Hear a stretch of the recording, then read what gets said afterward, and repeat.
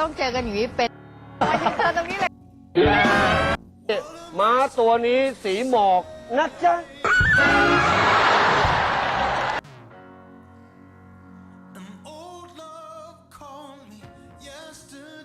คุณเพน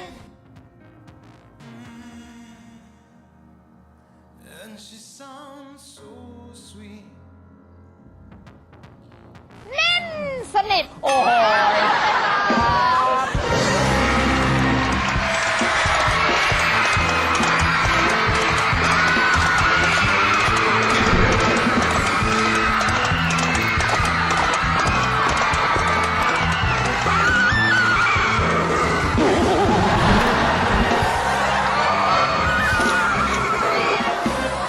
ไปไงมาไงครับอ๋อ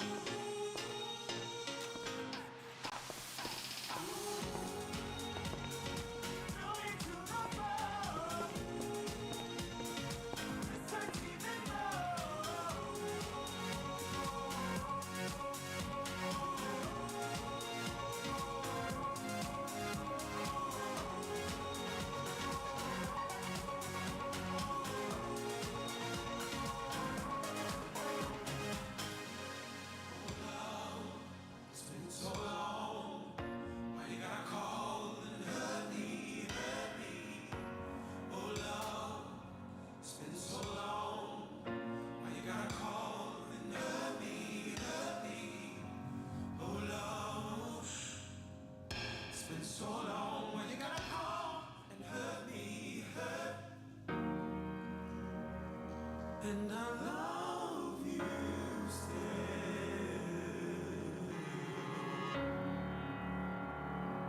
I love you. Been waiting, I've been searching. Step front to us uneven. Matatu.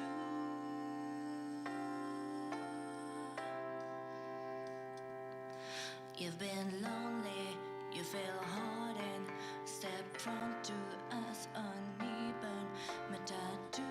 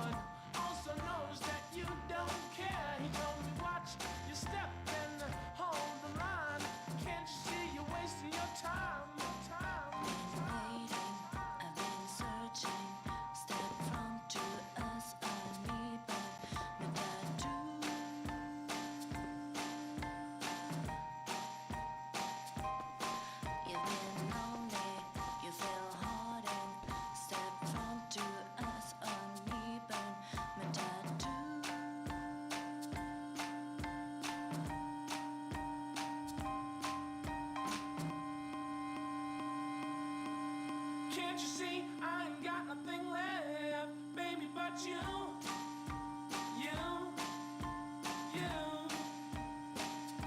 You'll never get it back now, so take me back now. Can't you see I ain't got nothing left, baby, it's true, true, so, so true. You'll never get it back now, so take me back now. Can't you see I ain't got nothing left, baby, but you, you.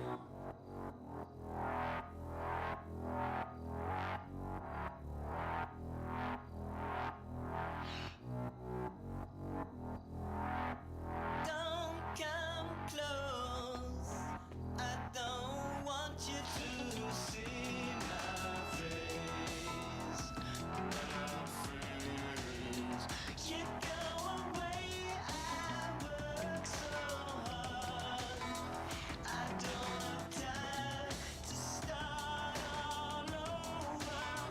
I like to be living when I'm feeling bad, and leaving when my lips never.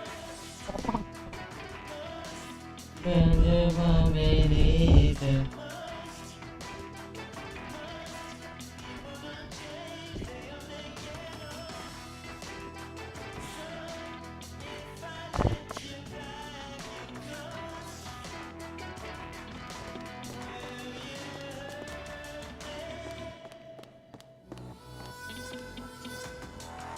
And all your life, you never lived out what you can't forget.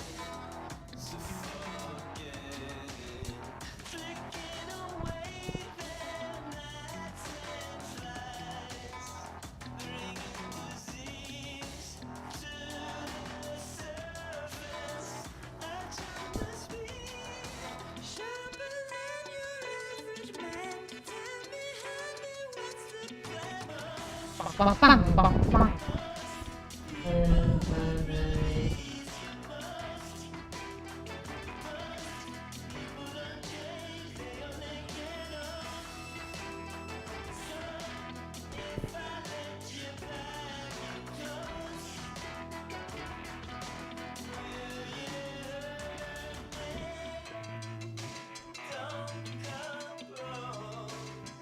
She said, I never stood so low.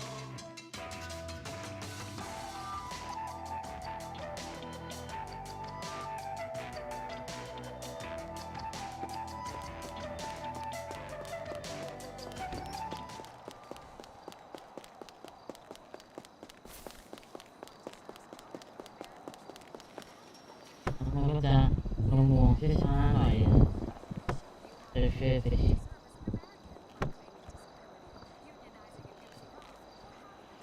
ฟังขี้ห่วงเลย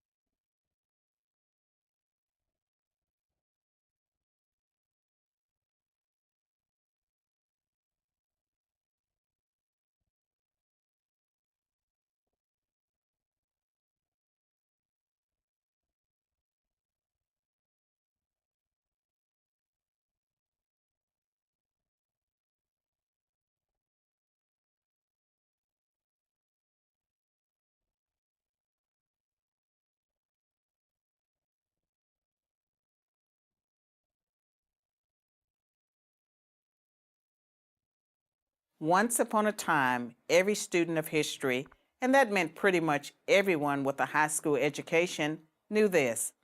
The Democratic Party was the party of slavery and Jim Crow, and the Republican Party was the party of emancipation and racial integration. Democrats were the Confederacy, and Republicans were the Union. Jim Crow Democrats were dominant in the South, and socially tolerant Republicans were dominant in the North. But then, in the 1960s and 70s, everything supposedly flipped. Suddenly, the Republicans became the racists, and the Democrats became the champions of civil rights. Fabricated by left-leaning academic elites and journalists, the story went like this. Republicans couldn't win a national election by appealing to the better nature of the country. They could only win by appealing to the worst. Attributed to Richard Nixon, the media's all-purpose bad guy, this came to be known as the Southern strategy. It was very simple. Win elections by winning the South. And to win the South, appeal to racists. So the Republicans, the party of Lincoln, were to now be labeled the party of rednecks. But this story of the two parties switching identities is a myth. In fact, it's three myths wrapped into one false narrative. Let's take a brief look at each myth in turn. Myth number one, in order to be competitive in the South, Republicans started to pander to white racists in the 1960s. Fact, Republicans actually became competitive in the South as early as 1928 when Republican Herbert Hoover won over 47% of the South's popular vote against Democrat Al Smith. In 1952, Republican President Dwight Eisenhower won the southern states of Tennessee, Florida, and Virginia. And in 1956, he picked up Louisiana, Kentucky, and West Virginia too. And that was after he supported the Supreme Court decision in Brown versus Board of Education that desegregated public schools, and after he sent the 101st Airborne to Little Rock Central High School to enforce integration. Myth number two, Southern Democrats, angry with the Civil Rights Act of 1964, switched parties. Fact, of the 21 Democratic senators who opposed the Civil Rights Act, just one became a Republican. The other 20 continued to be elected as Democrats or were replaced by other Democrats. On average, those 20 seats didn't go Republican for another 2.5 decades. Myth number three, since the implementation of the Southern strategy, the Republicans have dominated the South. Fact, Richard Nixon, the man who is often credited with creating the Southern strategy, lost the Deep South in 1968. In contrast, Democrat Jimmy Carter nearly swept the region in 1976, 12 years after the Civil Rights Act of 1964. And in 1992, over 28 years later, Democrat Bill Clinton won Georgia, Louisiana, Arkansas, Tennessee, Kentucky, and West Virginia. The truth is, Republicans didn't hold a majority of Southern congressional seats until 1994, 30 years after the Civil Rights Act. As Kevin Williamson of National Review writes, if Southern rednecks ditched the Democrats because of a civil rights law passed in 1964, it is strange that they waited until the late 1980s and early 1990s to do so.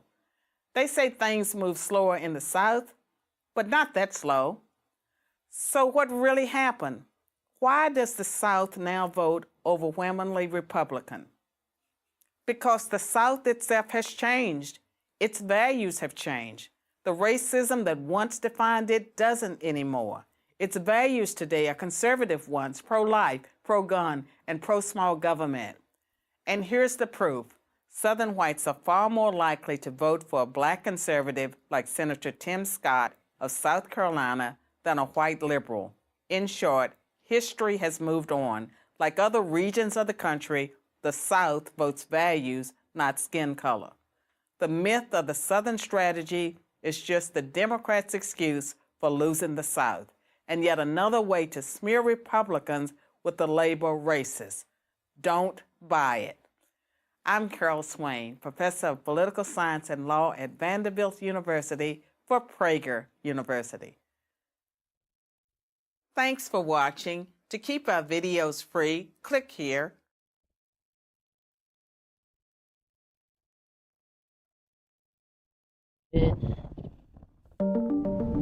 Today's Republican Party opposes big government. It's culturally conservative. Its demographic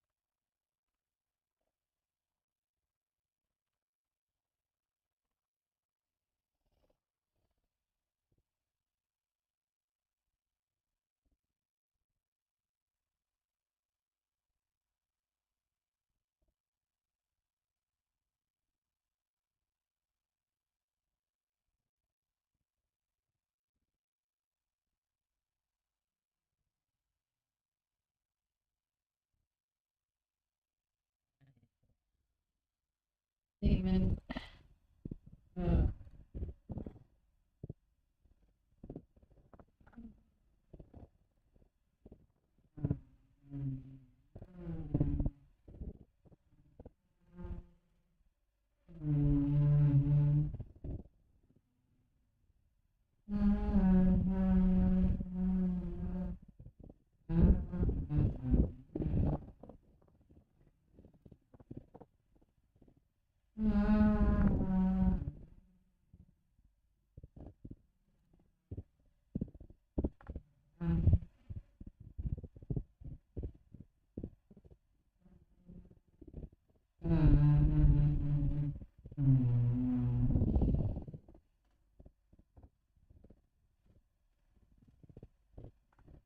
sau khi demo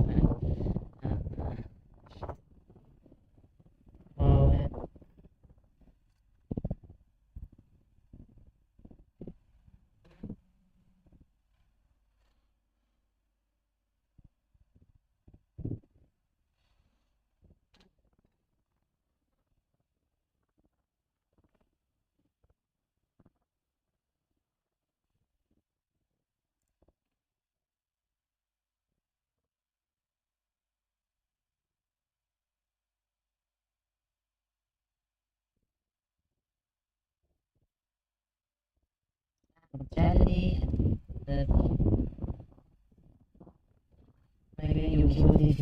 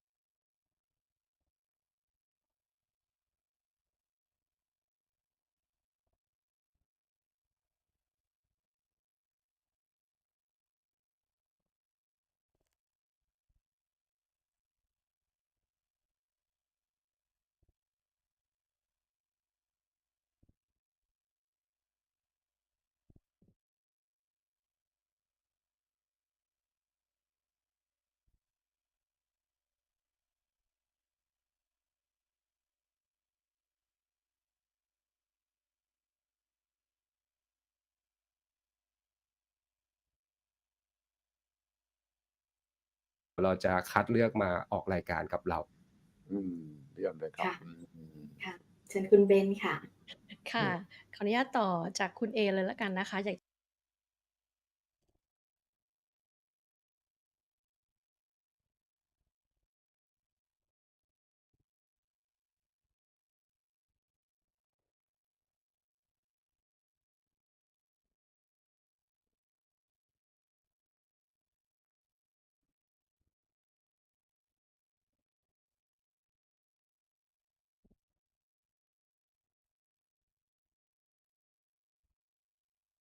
At age 99, he is both the oldest living former U.S. president and the longest-lived president in U.S. history. This man is Jimmy Carter, the 39th president of the United States. But are you curious about what life has been like for Jimmy Carter after his time in the presidency? In this Where Are They Now style video, viewers will be amazed to see how the former president has aged, and trust us, you won't want to look away. So get ready to gasp, laugh, and reminisce as we take a closer look at the fascinating life and career of Jimmy Carter, who's now almost 100 years young. James Earl Carter's family had roots in America dating back to the 1630s, settling in Georgia shortly after the Revolution. Known as Jimmy, he grew up in Plains, Georgia, where his parents, Earl and Lillian Carter, owned a peanut farm, warehouse, and a store. Earl, a bright and hard-working businessman, and Lillian, initially trained as a nurse, diverted from her career to raise their 4 children. Despite achieving moderate prosperity, the Carter family lived in a house without electricity or indoor plumbing when Jimmy was born in 1924, making him the first U.S. president born in a hospital. In his early years, Jimmy helped with the family farm, selling produce in town. Remarkably, by age 13, he invested his savings in 5 homes in Plains that were available at low prices due to the Great Depression, renting them out to local families. Jimmy's father, stern but proud, and his mother, demanding yet nurturing, played pivotal roles in his upbringing. Lillian, an avid reader curious about the world, defied the strict racial lines of 1920s Georgia by counseling African-American women on health care matters. Growing up in the 1930s rural Georgia, entertainment was scarce. However, Jimmy's uncle, Tom Gordy, a Navy member, provided a window to the wider world through postcards from his global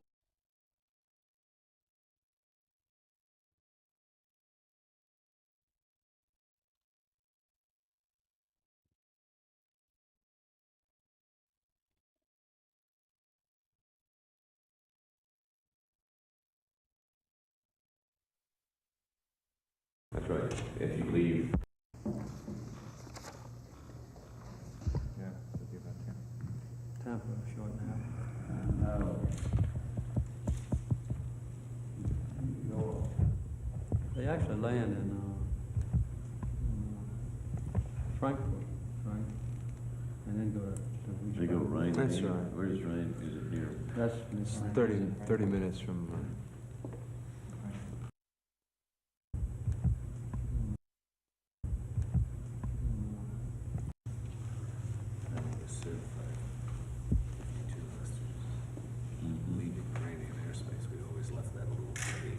I think I'm gonna stay part of I don't want to wait. Yeah, Yes, you're that's right. It's 6 hours. late afternoon, early evening departure, sort of mid-morning arrival is what he's got planned. That's good. Right. Okay. And he'll be in by 7, he said.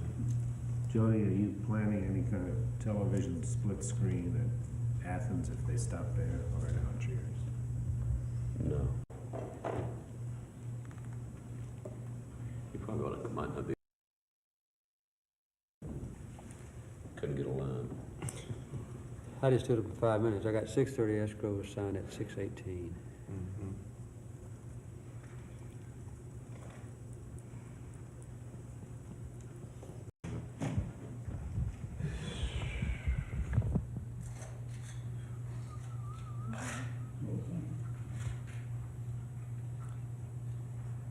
All right. Hello, I just wondered if you had any report to give me. Nothing concerning the airport? Okay.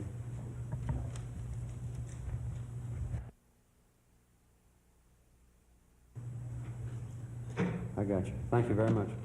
Bye.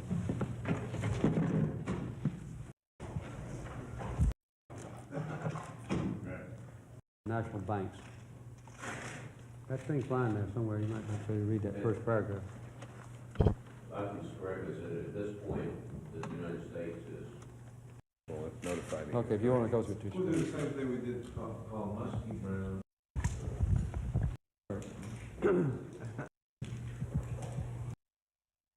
Is that I'll be over. I'll tell him you'll be over. Later on. Sure. And I'll get there fairly.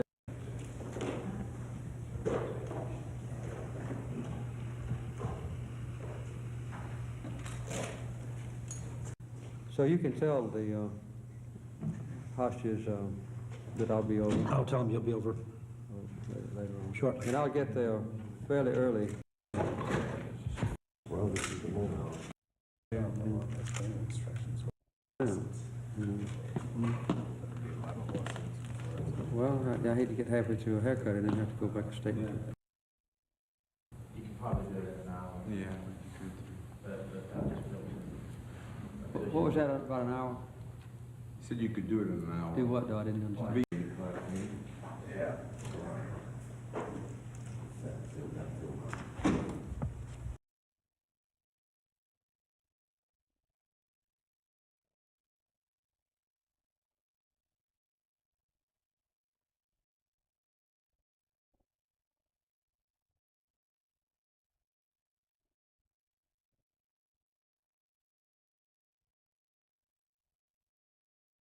He got out of the car and is walking down the avenue at Pennsylvania.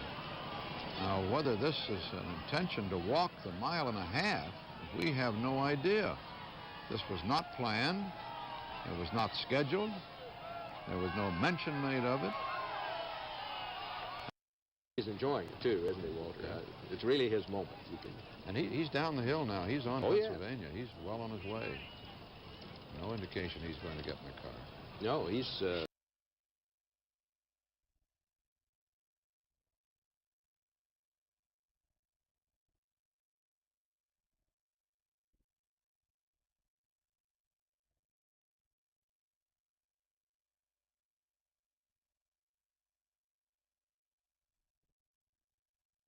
Too great a portion of what our nation produces. During my campaign, I promised to cut the government share of our total national spending from 23%, which it was then, to 21% in fiscal year 1981.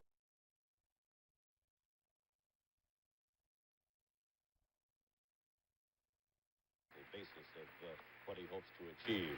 Jody Powell, his press secretary, says he wants to point out that there are difficult decisions to make, that we must set high goals, and that we must deal with problems on some concept of what the common good requires. Now you see members of the Supreme Court applauding the president, members of the Senate, Senator Muskie and others, Senator Leahy, Senator Stennis, as the president takes a traditional applause. And in pointing out this philosophical tone, Frank, I think the White House actually wants to try to get back on some sort of basis of Jimmy Carter, the new man in town, because the first year has sort of been one of wheel spinning, and they'd almost like to have a fresh start there. Oh, we see Amy is there to watch her father deliver this message. Now he'll be introduced and the applause will start all over again. Members of the Congress, I have the high privilege and the distinct honor of presenting to you the President of the United States.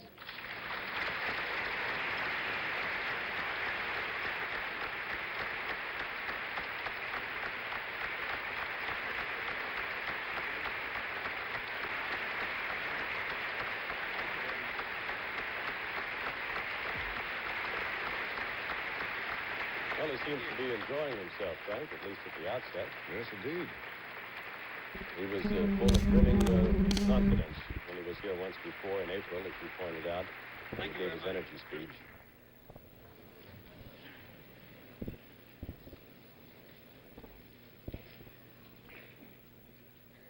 President, Mr. Speaker, members of the 95th Congress, ladies and gentlemen. 2 years ago today, we had the first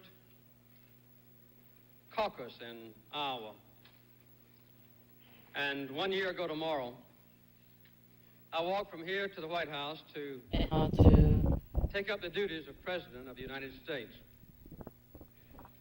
I didn't know it then when I walked, but I've been trying to save energy ever since. I return tonight to fulfill one of those duties of the Constitution, to give to the Congress and to the nation information on the state of the Union.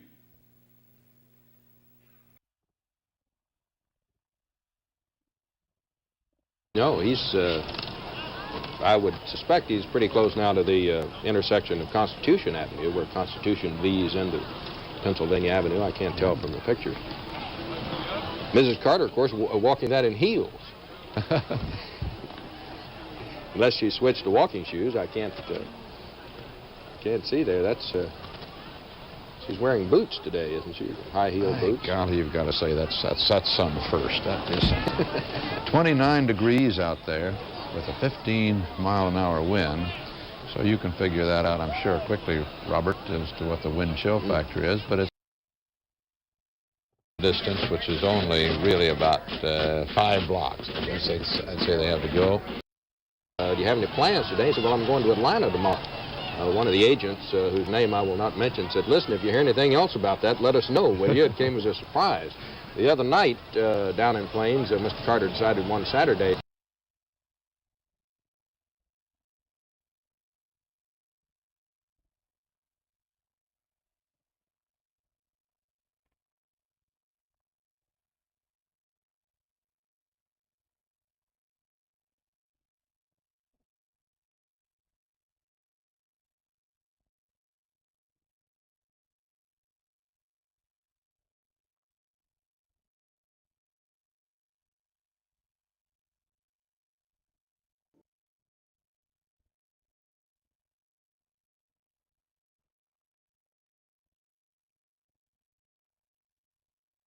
My goal as Chief of Staff, when I was named by President George W. Bush to be his Chief of Staff, was to be a Chief of Staff where no one knew his name.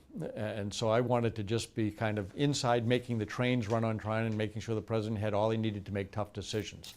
My anonymity changed on Yeah, well, they just came back.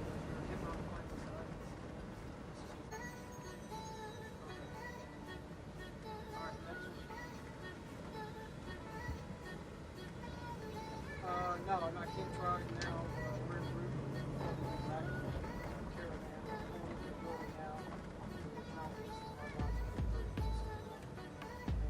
Got some pictures on it. Just we want to be able to talk to, I think, Governor Kentucky and Mark.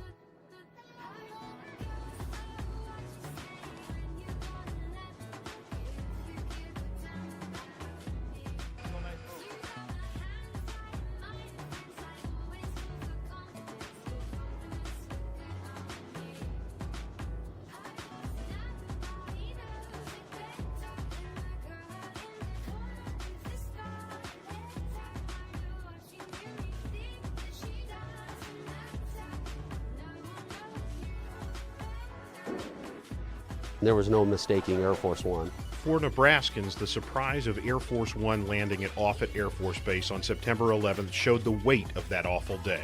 Bush headed to Barksdale Air Force Base in Louisiana, but he couldn't communicate with everyone he needed at the same time, so he headed to Offutt, where he could. In such an uncertain circumstance, the thought was we got to get the president somewhere safe and somewhere where he can communicate. Dr. Mark Kairos was an Army officer serving as a special assistant to the commander of STRATCOM. Civil aviation had been shut down.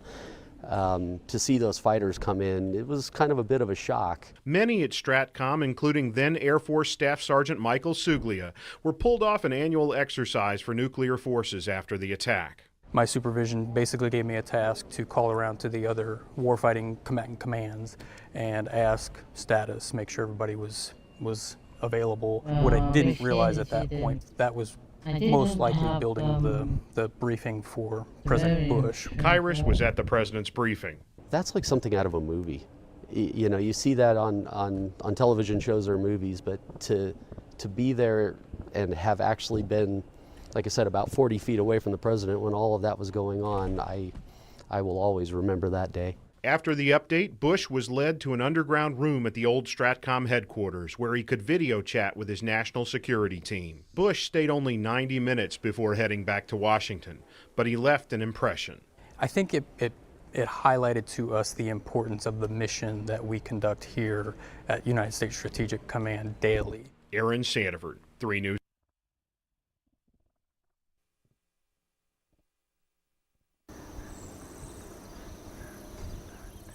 September 11th, 2001 dawned over Offutt Air Force Base as it did for most of us, clear and calm. Deep in this building, the U.S. Strategic Command, or STRATCOM, was in the middle of a global exercise, coordinating its bombers, missiles, and submarines around the world. Every seat in the command center would be taken. We were fully ready that day. But no one was ready for this. About 8:45 Eastern Time, American Airlines Flight 11 hits the North Tower of the World Trade Center. Rear Admiral Jay Donnelly, second in command at STRATCOM, starts moving. So I came down to the command center immediately, and we began, in addition to our exercise responsibilities, began also monitoring the events as they were unfolding on the network news. Then, 9:03, United Flight 175 slams into the South Tower. When the second plane hit the World Trade Center, we made an immediate decision to terminate our exercise because we realized that our country was under attack, and made that transition immediately into the real-world events. In Florida, President Bush is reading to an elementary class when Chief of Staff Andrew Card whispers to him the stunning news. 9:40, part of the Pentagon's now in flames after Flight 77 crashes into it. Then, 10:30, hijacked Flight 93 goes down in a field near Shanksville, Pennsylvania. Offutt, like all U.S. bases, goes into its highest threat condition level. Extra guards checking every vehicle very closely. At that time, we did not really know the extent to which the terrorist attacks might unfold. Down here in the underground, a contrast to the madness outside.